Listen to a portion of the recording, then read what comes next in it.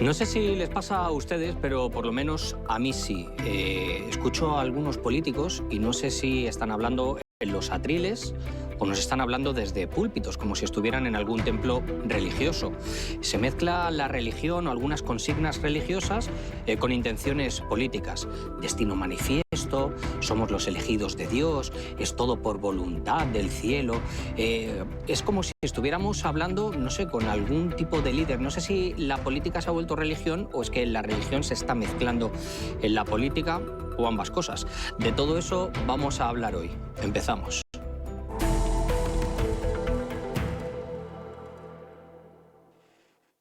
Política y religión yo creo que se mezclan a la par en Estados Unidos y en Israel, dos países que parecen ser el faro con el que todos nos debemos guiar. Ellos marcan el camino, ellos nos iluminan el sendero, ¿no? Y es en lo que parece que se están convirtiendo tanto Bibi Netanyahu como Donald Trump.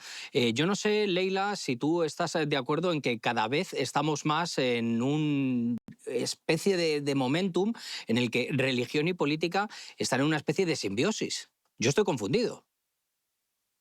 Totalmente, Javier.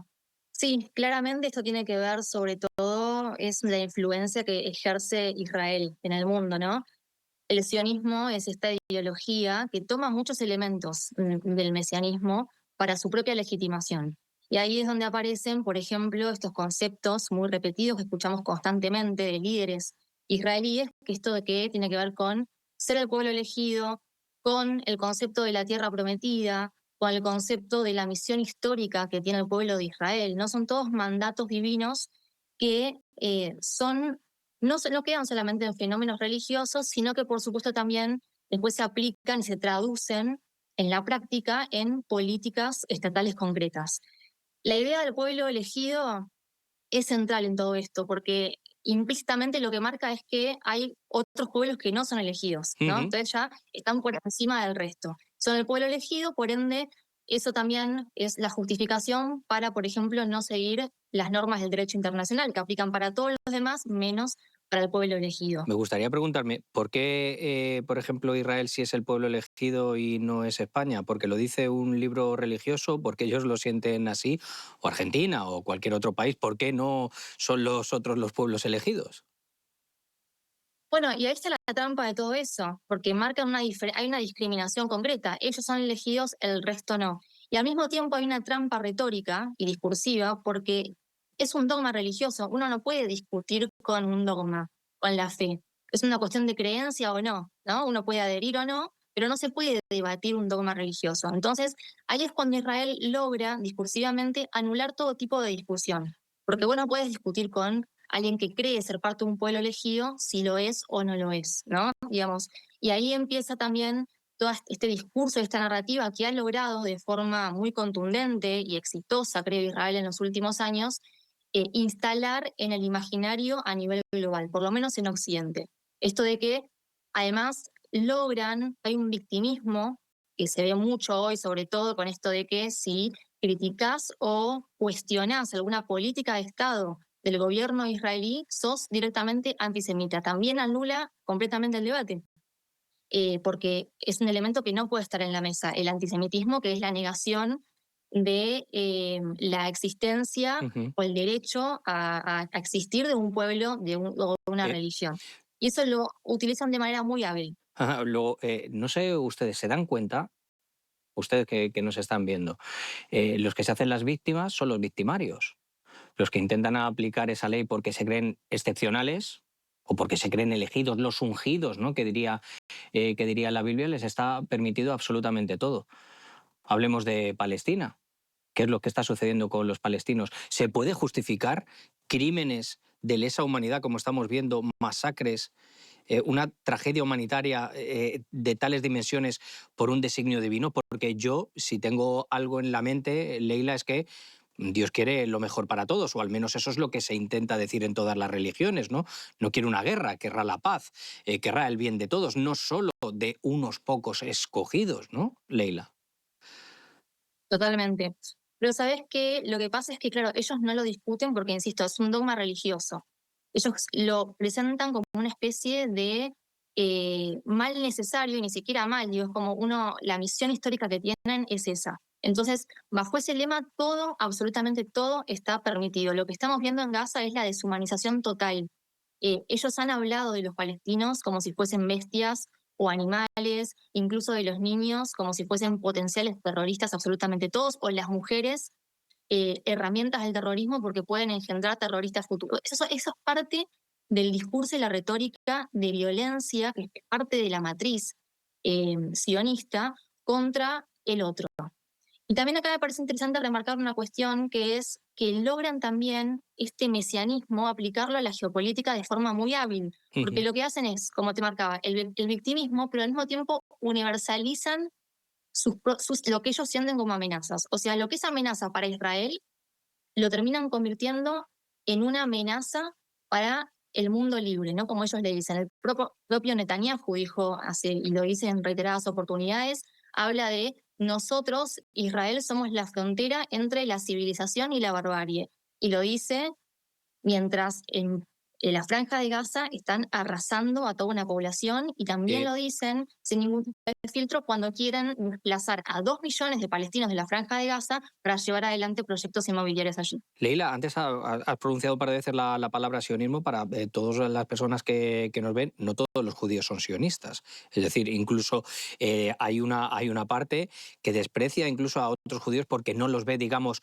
tan fieles a esta palabra o este mandato divino del Señor, ¿no? Este fundamentalismo mesiánico que se ha hecho o se ha fusionado perfectamente, yo creo que con una derecha política en Israel que quiere aplicar esos, digamos, preceptos arcaicos que tú decías que están en los textos, en los antiguos textos del pueblo de Israel, llevarlos. Pero no habría que meter a todos en el mismo saco, ¿no? Judíos hay en todo el mundo, pero está claro que hay un reducto que es el que, digamos, maneja o tiene la sartén por el mango, ahora me lo explicarás, que sí que son de una manera radical e intentan imponer todo esto a todo el mundo. Después hablaremos de la geopolítica, que también lo has tocado. Totalmente, y eso es clave porque es parte de la trampa discursiva que te decía hace un ratito, esto del victimismo y hacer una confusión de conceptos que no permite el debate. Ellos confunden judaísmo con la nacionalidad israelí y al mismo tiempo el sionismo. Judaísmo tiene que ver con la religión, con profesar una religión, ser o no ser de Israel o nacer en Israel, ahí está el componente ya nacional, que tiene que ver con la nacionalidad, y después tenemos el sionismo, que es simplemente una ideología que tiene estos elementos mesiánicos que lo transforman en un movimiento profundamente racista, eh, ultranacionalista, en el sentido de que lo que buscan es también, y después podemos ahondar un poco en el concepto del gran Israel, todo basándose en preceptos religiosos. Pero son tres conceptos completamente diferentes que vale la pena marcar la diferencia, Claro. porque si no, caemos en la trampa discursiva de los sionistas que quieren meter todo en la misma bolsa y por ende no se puede dar ningún tipo de debate porque enseguida aparece la etiqueta de antisemita. A mí me llama mucho la atención una palabra que acabas de decir y es racismo. ¿Quién podría pensar que los judíos podrían utilizar, fueran racistas, ¿no? Siempre se ha dicho que han sido perseguidos, que han sido denostados, etcétera, etcétera, pero se denota en estos fundamentalistas mesiánicos, en el ala más radical, en el sionismo, como tú lo has calificado, que hay una especie de idea de supremacía racial. Es decir, yo veo las actitudes que se tienen, por ejemplo, que tienen los colonos con la gente que está en Cisjordania, cómo los tratan, la manera en la que tú has dicho también, has calificado a la gente en Palestina que han sido como prácticamente infrahumanos, ¿no? O como bestias. Y esto a uno no le puede caber en la cabeza que entre dentro de un imaginario de paz. Por eso hay que diferenciar ese judaísmo, digamos, humanista, ¿no? De lo que es este sionismo, ¿no? Esta ideología fundamentalista que nos estás diciendo, Leila. Totalmente, y sobre todo porque también internamente lo que buscan es una especie de sistema donde hay judíos de primera y de segunda, ¿no? Como que el sionista está mejor posicionado y cualquier miembro de la comunidad que cuestione al sionismo ya es también discriminado. Y hay muchísimos, se han visto movilizaciones muy importantes de judíos que salen a rechazar el genocidio en la Franja de Gaza, por ejemplo. Y hay digamos, un debate interno que es muy interesante. Pero, insisto, el sionismo es esta ideología que se impone y se impone en los últimos años, y que hoy tiene una importancia, digo, y un nivel de influencia en la política israelí que es prácticamente total. Y acá aparece, por ejemplo, el Likud, hay figuras muy importantes dentro del gobierno de Netanyahu, que son los más extremistas. Netanyahu depende, y también él es sionista, pero digo, depende de los sectores más radicalizados. Por eso lo que estamos viendo hoy, creo que lo que Israel hace constantemente, también bajo esta idea de que ellos se defienden y aparece la guerra preventiva, ¿no? Queremos garantizar nuestra supervivencia, entonces tenemos que atacar a todos los países vecinos porque eso es el mandato divino. Bueno, Ujú. insisto, mesianismo aplicado a la política, eh, y aparte, al mismo tiempo, critican o tratan de extremistas cuando hablan, por ejemplo, del mundo musulmán, como si ellos no estuvieran utilizando la misma matriz ideológica para llevar adelante políticas de Estado, ¿no? Es como cuando se critica una teocracia, como pueden decir, de algunos gobiernos del mundo musulmán y ellos están aplicando estos mismos preceptos. Hablabas fíjate, de judíos de primera y de segunda y se me venía a la cabeza, a lo mejor me vas a llamar loco, pero yo creo que no voy mal desencaminado. Cuando sucedió este fatídico 7 de octubre, que todos tenemos en la cabeza con estos ataques de Hamas, algunos rabinos radicales, yo lo he leído en algunos artículos, incluso gente, cargos militares de las fuerzas de defensa de Israel, decían que esto había pasado porque muchos judíos como que se habían relajado, habían perdido la perspectiva de este fundamentalismo, ¿no? De este sionismo, este fundamentalismo mesiánico, y que se habían relajado y que esto era una especie de castigo divino para redimir y purificar, ¿no? Por eso lo de judíos de primera y de segunda, que a mí me ha dejado totalmente helado. Sí, totalmente. Y creo que ahí también está la clave, ¿no? En entender que dentro del judaísmo hay diferentes corrientes, diferentes miradas, una crítica también muy profunda al sionismo, que de hecho muchos grupos consideran que es que hasta blasfemo, que va en contra de la creencia, eh, digamos, del judaísmo. Ellos se encargan, de todas maneras, hay una narrativa que se instala hace mucho tiempo, acá en Argentina se ve demasiado, porque hay digamos, un discurso ideológico a través de los medios de comunicación prácticamente incuestionable de, digamos, la imagen de Israel, que tienen que ver con eso, con darle voz solamente a un sector dentro del judaísmo, que es el sionismo, esta ideología que impera en Israel hace mucho tiempo y que aparte recordemos cómo nace, ¿no? Digamos, eh, financiado por el Imperio Británico en su momento, hoy en día ya digamos, por el propio Estados Unidos. Ahora en un rato vamos a hablar un poco más de geopolítica, pero digo, logran instalar en el imaginario que sionismo representa a toda la comunidad judía. Me parece que parte del trabajo que tenemos los comunicadores, y a veces es Ujú. difícil, porque da la sensación de que si uno no es parte de la comunidad judía no puede hablar de estos temas, ¿no? Porque enseguida es más fácil que te etiqueten Claro. de antisemita. Pero es nuestro deber como comunicadores y sobre todo teniendo en cuenta la coyuntura en la que estamos, mientras está en marcha un genocidio y ahora además un ataque contra un país como Irán y una guerra que no sabemos cómo puede terminar. Me gustaría preguntar a todos los que nos ven, ¿se han dado cuenta de cómo un país, de la forma en la que nació, nos lo acaba de decir Leila, ha adquirido un poder, unos tentáculos que llegan a todo el mundo? Que incluso la potencia más grande de este mundo ha caído víctima de esa trampa, ¿no? De la presa.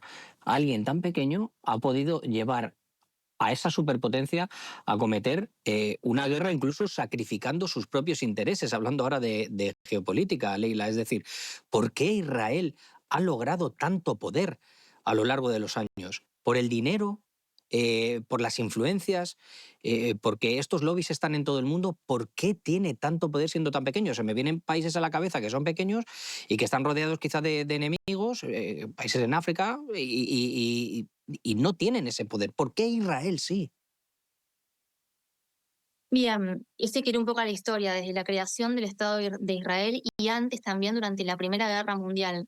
Eh, el, Israel nace como un proyecto financiado primero por el Imperio Británico, después por el Imperio Estadounidense. Es lo que estamos viendo hoy en día. Es un proyecto además financiado por las élites banqueras, financieras, al principio de Europa. Bueno, y ahí también hay que hablar de los Rothschild, si querés después hablamos un poquito, pero nace como un proyecto entre el Imperio Británico y las élites financieras europeas. Y después empieza a expandirse. Yo creo que es a partir de la creación del Estado de Israel que Estados Unidos empieza a invertir y empieza también a colaborar con esta política expansionista y colonialista de Israel, pero es en la Guerra Fría y sobre todo después de la Guerra de los 6 días, Estados Unidos entiende que Israel puede ser un activo occidental muy importante dentro de Medio Oriente. Y ahí es donde justamente entiende que puede funcionar y funciona hasta el día de hoy como pivote estratégico de Estados Unidos en la región y empieza ese financiamiento. Después podemos dar un poco, los datos son tremendos respecto de cómo Israel es el país más financiado por Estados Unidos en el mundo y por lejos. Recibe todo tipo de financiamiento y también es siempre prioritario al momento de llevar adelante acuerdos de cooperación en materia de seguridad, de defensa. Las compañías israelíes armamentísticas tienen un poder de lobby increíble también dentro de Estados Unidos. Y bueno, ni hablar del lobby en general israelí a través de la IPAC dentro de Estados Unidos, que es a la vez lo que está generando hoy en la base MAGA un malestar que creo que Donald Trump no está gestionando de la mejor manera. Ujú. Leila, hablabas de que Israel era este pivote, porque yo creo que a Estados Unidos un mundo árabe unido, sin fisuras, pese a todas las diferencias de creencias que pueda existir, de intereses particulares, no le interesa. Por eso Israel ejerce lo que ejerce, se le permite lo que se le permite. Tiene esa financiación, es un miembro que no es de la OTAN, pero tiene un trato especial, como estás diciendo, recibe miles de millones en armamentos e incluso, aunque no están declaradas, me parece que es el único al que se le permite prácticamente de esa zona tener armas nucleares, ¿no? Es decir, ese trato especial, ese ser elegido, también Estados Unidos está haciendo ensalzar a Israel. Entonces, a mí se me ocurre una pregunta. En el momento en el que estamos ahora, ¿es American First o Israel First? Porque esa disyuntiva es la que podemos tener encima de la mesa, ¿no? Totalmente. Y esa es la pregunta que se está haciendo la base MAGA y sobre todo los más jóvenes, porque recordemos que Donald Trump logró construir una figura de sí mismo que de alguna manera rompió con ese bipartidismo, ¿no? Que logró estar por encima incluso del Partido Republicano, que es la plataforma que él utilizó al principio para poder llegar al poder.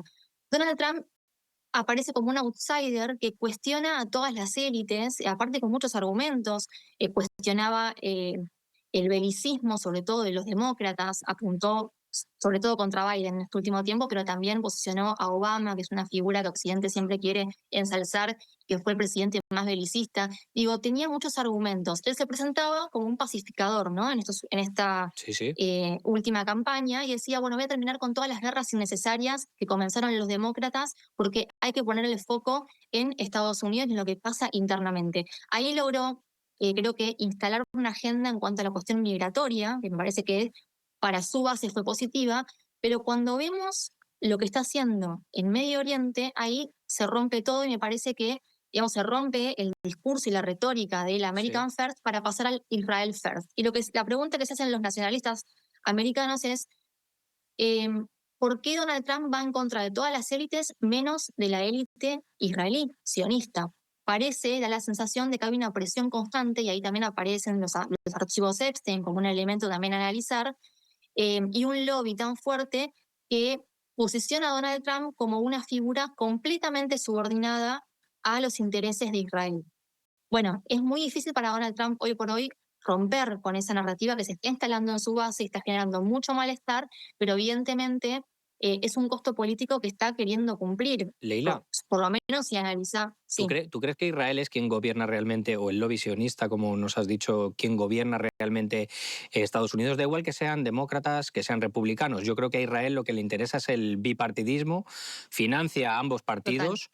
Hay un cabildeo directo, hay una financiación directa, de hecho nadie se esconde en plena campaña y todo el que sale como presidente siempre pasa por ese congreso de la AIPAC, ¿no? Es decir, todos van pasando, igual que muchos pasan digamos, de esa prueba de fuego de pasar por el muro de las lamentaciones, pues hay otros que pasan Ujú. directamente por la AIPAC. Es decir, yo no sé si realmente es Israel o es el lobby que estás diciendo quien maneja Estados Unidos, porque todas las decisiones que se toman son en una agenda de política exterior que puedan favorecer a Estados Unidos, a Israel, legislaciones que favorezcan a Tel Aviv. Que no lo digo yo y no es un análisis que podemos hacer ni vos ni yo, es lo que dice la propia AIPAC. Para quien no sepa, es el lobby extranjero más poderoso e influyente en Estados Unidos. Por lejos gasta cientos de millones de dólares en cada ciclo electoral para financiar tanto a demócratas como a republicanos. Bien lo marcabas vos, acá se encargaron de financiar a ambos partidos para asegurarse bueno, defender los intereses de Israel, gobierne quien gobierne.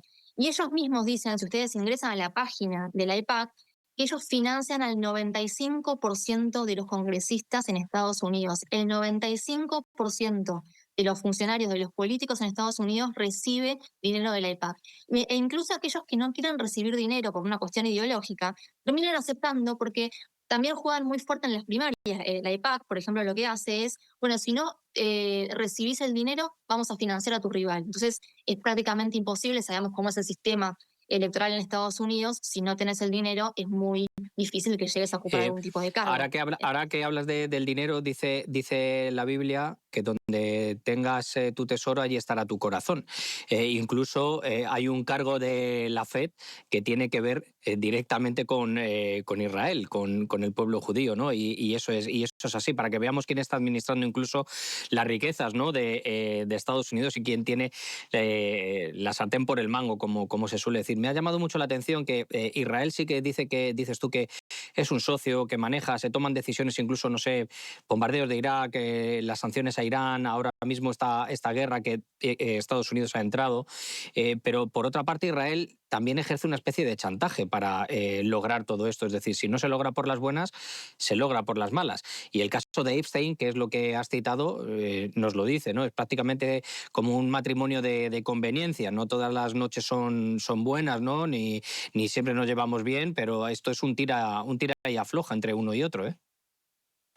Totalmente, me parece que el caso Epstein expuso, que yo creo que es la punta del iceberg que demuestra cómo las élites globales están completamente interrelacionadas, hay una red de influencias que quedó expuesta con este caso, que demuestra que no hay diferencia entre demócratas, republicanos, que no hay diferencia inclusive entre las diferentes, porque tenemos a personas del mundo de la política, del mundo del entretenimiento, científicos, digo, no todos cometieron delitos, pero sí estaban vinculados con esta red y este tráfico de influencias que ejercía Epstein. Y acá el tema central también es marcar esto. Ghislaine Maxwell, esposa de Epstein, el padre de ella, era un activo del Mossad. Digo, entonces lo que se analiza y se desprende directamente de esto es, bueno, evidentemente Epstein era un asset, era un activo del Mossad que lo que buscaba era eh, armar toda esta red de influencias para que después poder amenazar con el contenido de, bueno, Es ese las imágenes chantaje, que ya hemos... ese chantaje Es que un estamos, que, chantaje. estamos, que estamos diciendo, ¿no? Que le pone entre la espada y la pared. Bueno, si no tomas estas decisiones que a mí me convienen por las buenas y encima te estoy financiando, las vas a tener que tomar por las malas. Así que está ejerciendo un poco de abogado del diablo en ese caso, ¿no? Sí, lo que se pregunta la base MAGA sobre todo es, bueno, ¿qué información hay? ¿Qué es lo que tienen en contra del gobierno, en contra de Trump, que le permite Donald Trump tener este nivel de sumisión a la política israelí? Bueno, hay muchas dudas sobre eso. Algunos dicen que todo lo que está pasando en Irán tiene que ver o busca tapar un poco el escándalo Epstein. Yo creo que no es así. Me parece que efectivamente hay un nivel de presión por parte de Israel que maneja los hilos del gobierno de Donald Trump, que en un principio se mostraba, insisto, como este outsider que venía a romper con el establishment establecido en Estados Unidos, con las élites tanto de los demócratas como de los republicanos, y termina chocando de frente. A ver, Trump fue de todas maneras el presidente más pro-Israel de la historia de Estados Unidos, tomó un montón de medidas a favor de Israel. El Ujú. tema es que en esta segunda parte de su gobierno venía con otra retórica, quedó completamente expuesto porque además la política a favor de Israel no se diferencia en nada con la política que llevaba adelante Biden. Entonces, el que no haya un contraste con Biden también es lo que está generando malestar en la base MAGA que decía, bueno, con Donald Trump vamos a poner de vuelta, vamos con el lema America First, Bueno, con eso no pueden romper. Pues Leila, nos vamos a quedar con ese titular. El nivel de sumisión es prácticamente incontestable. Se me quedan muchas preguntas en el tintero, pero vamos a tener otra oportunidad de hablarlo porque la verdad que el diálogo da para muchísimo más y muchísimos más temas para hablar, pero te agradezco de verdad que hayas estado con nosotros aquí en Zoom Plus, aclarando algunos términos y sobre todo poniendo las verdades encima de la mesa, que es lo que nosotros hacemos aquí. Y esto no ha sido que esperemos un milagro, sino que ha sido el conocimiento que tú nos has aplicado. Muchísimas gracias, Leila. A vos, Javier, muchas gracias por esta Muchas oportunidad. gracias, un abrazo.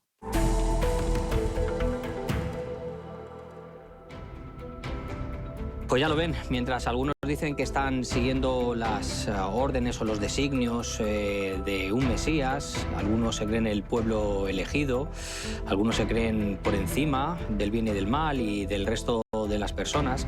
Nosotros lo que hacemos es desenmascarar cómo se mueven los hilos por detrás de todo lo que está sucediendo. La pregunta clave es si Israel va a poder seguir aguantando, si va a poder seguir teniendo todo ese poderío y hasta cuánto se lo van a consentir, hasta el advenimiento del Mesías, como dicen las escrituras de Israel. No sé, veremos qué es lo que sucede. Lo que sí que estamos viendo es que de momento ese fundamentalismo mesiánico lo que trae es guerra y discordia y no paz, como dicen bien las escrituras, que es lo que se supone quiere el cielo. Nosotros nos vamos a ir, les dejamos pensando en todo esto y volveremos muy pronto. Chao.